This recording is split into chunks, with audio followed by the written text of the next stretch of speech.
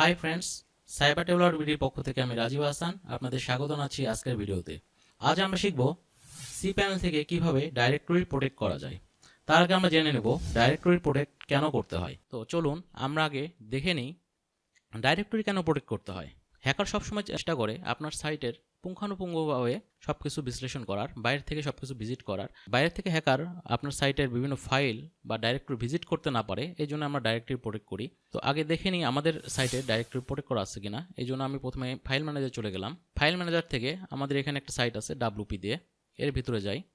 এখানে WP content, এখানে যে আপলোড ফোল্ডারটা আছে এটা দেখব এর মধ্যে ইন্ডেক্স আছে কিনা। ফোল্ডারটাতে আমাদের কিন্তু কোনো ইন্ডেক্স ফাইল নাই। দ্যাট মিন কোনো হ্যাকার যদি আমাদের আপলোড ফোল্ডারটা ভিজিট করে তাহলে কিন্তু এই সবগুলো ফাইল হ্যাকার কিন্তু বাইরে থেকে দেখতে পারবে।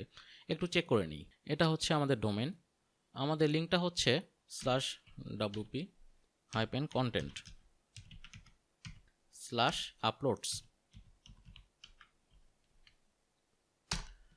আমি যদি এটা এন্টার দিই, দেখেন বাইরে থেকে কিন্তু সবগুলো ফাইল দেখা যাচ্ছে। যেমন কত সালে কোন ফাইল আপলোড করেছে সবগুলো কিন্তু ফোল্ডারে আমি দেখতে পারতেছি। এবং এখানে জেএস কম্পোজার আর একটা ফোল্ডার, আমি 2015 এটাতে ক্লিক করলাম। এই যেখানেও দেখা যাচ্ছে যতগুলো ফোল্ডার ছিল সবগুলো কিন্তু এখানে ভিজিট করা আছে এবং এখানে কিন্তু ইমেজও ভিজিট করা যাচ্ছে। একটু বাইরে আসি, 2020, এখানে মাস অনুযায়ী সবগুলো ফোল্ডারই কিন্তু দেখা যাচ্ছে। দ্যাট মিন আপনার সাইটে আপনি যতগুলো ফাইল আপলোড করবেন, আপনার যদি ডাইরেক্টরি প্রোটেক্ট না করা থাকে তাহলে সবগুলো ফাইলই কিন্তু আপনার হ্যাকাররা দেখতে পারবে এবং সেগুলো ভিজিট করতে পারবে এবং চাইলে কিন্তু ডাউনলোডও করে নিতে পারবে। আমার এখানে কোনো ফাইল আপলোড করা নাই, জেএস কম্পোজার। এই যেখানে CSS ফাইল আছে, চাইলে কিন্তু এটা ইজিলি ডাউনলোড করা যায়। এই যে CSS ফাইল ডাউনলোডের অপশন চলে আসছে, চাইলে কিন্তু আমি এই যে ডাউনলোড করে নিতে পারবো। এই ডাউনলোড কিন্তু হয়ে গেছে।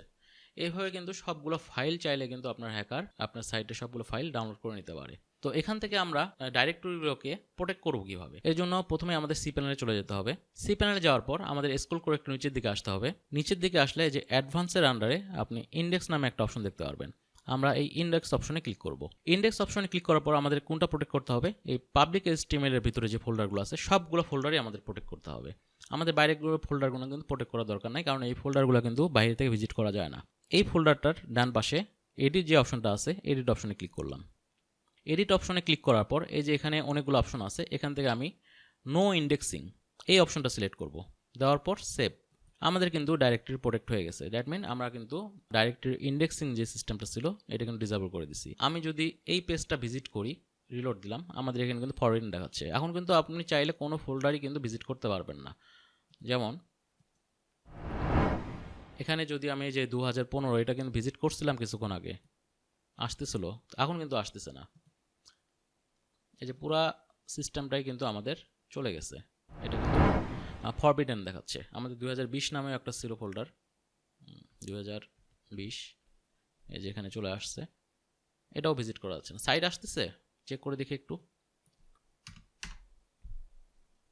এই যে আমাদের কিন্তু সাইট চলে আসছে। দ্যাট মিন মেইন সাইটের কিন্তু কোনো প্রবলেম হবে না, কিন্তু এই যে ডাইরেক্টরি যেগুলো আছে, যেগুলো বাইরে থেকে হ্যাকাররা খুব সহজে ভিজিট করতে পারতো, এই ভিজিটটা কিন্তু আর করতে পারবে না আপনি যদি ডাইরেক্টরিগুলো এভাবে প্রয়োগ করেন।